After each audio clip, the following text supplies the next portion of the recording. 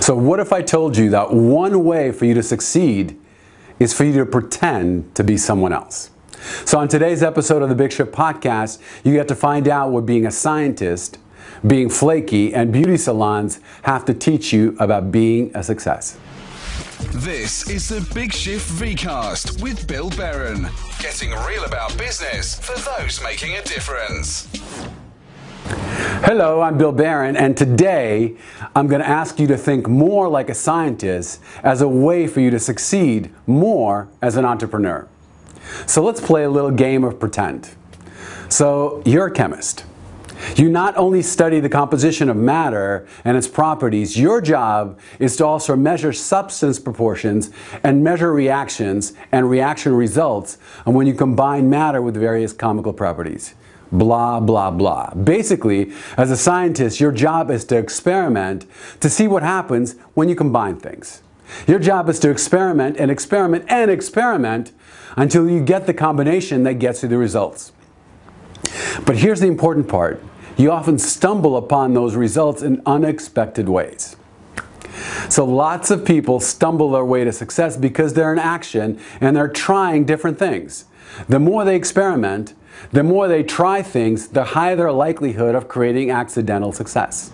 And the more that they're in action, more chances they have to get it right. So I'll give you an example of this awesome accident.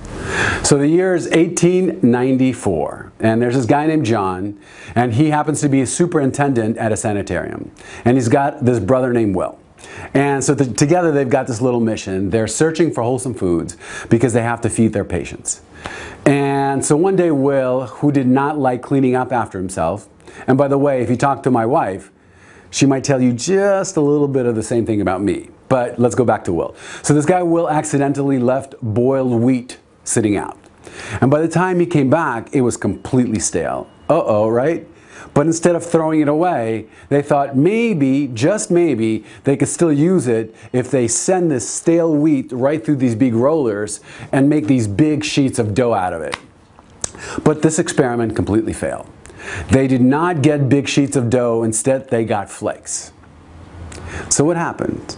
So here's a little thing. These brothers' last name was Kellogg, and these flakes eventually became cornflakes. So how's that for a consequence of being messy and failing to clean up after your mess, right? So, but what does this mean for you? So as you walk your journey of creating the business you love and helping people and humanity in a big way, maybe, just maybe, you ought to think like a scientist instead of an entrepreneur. So if you want to succeed, you need to generate revenue, and to do that, you need to get clients. And to do that, you have to have people saying yes to you.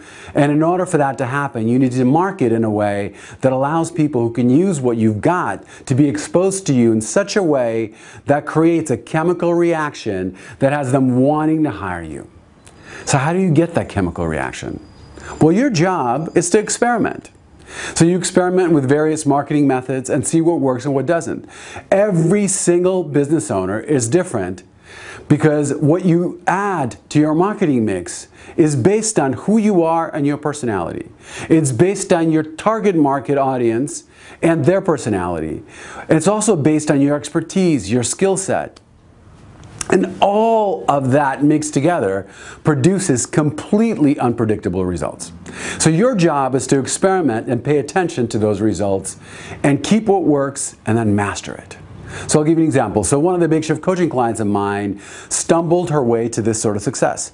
So she often spoke in front of small audiences, and during that talk she offered a free consultation for her.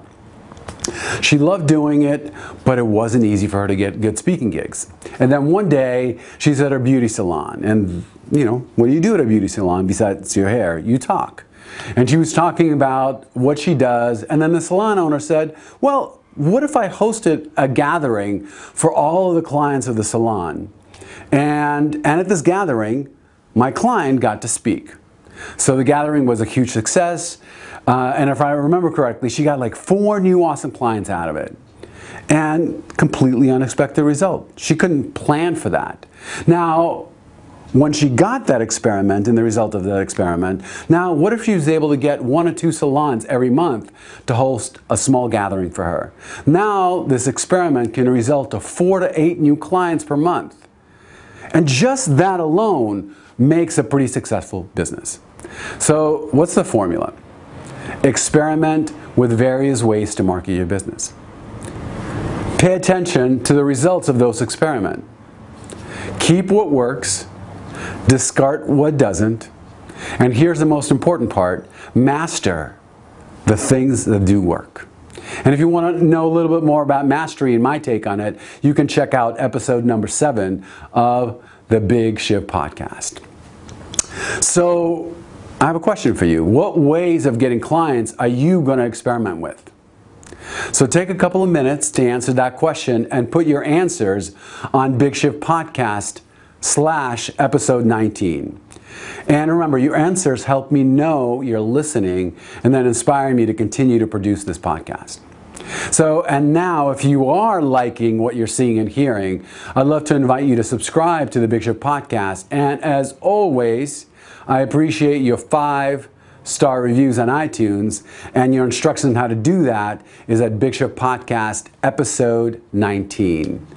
And if you have any suggestions or you have any questions, you can email me at podcast@billbarron.com. And now, go and experiment. See you later.